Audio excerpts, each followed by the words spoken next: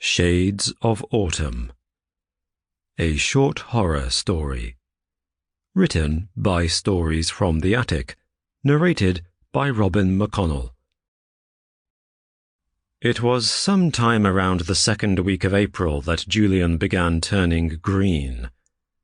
At first, he said, it had started as a rash, a bunch of broken capillaries in his hands and on his forearms that spread in spidery networks across his skin.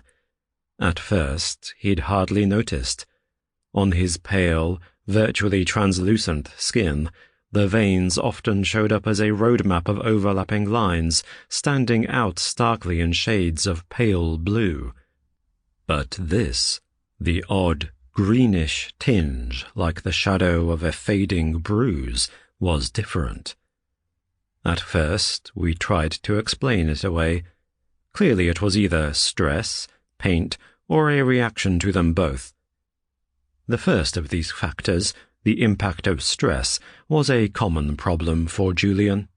We all knew he had a big exhibit coming up, that the pressure on him to produce was building, and that on each previous occasion when he'd been under that sort of stress, the lack of sleep, creeping anxiety, and overindulgence in alcohol had manifested itself physically.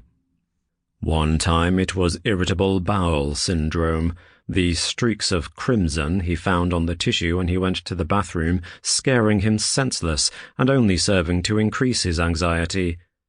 Another time it was migraines, crippling headaches that would not be subdued by the usual painkillers and which would be accompanied by spots of colour floating into his field of vision, the pain rendering him unable to work, which once again only served to increase his anxiety. On almost every occasion he would enter his studio ready to work at a reasonable weight and come out just before the big show looking emaciated, as if he'd eaten virtually nothing the entire time he was working, so that the only thing he managed to feed was his anxiety. In every case, the symptoms of his anxiety eventually became causes of anxiety themselves, self-fulfilling prophecies in twists of vicious cycles. On previous occasions, the doctors, of course, recommended rest. In the short term, he needed sleep and stress reduction, and in the long term, an environment devoid of stress and pressure.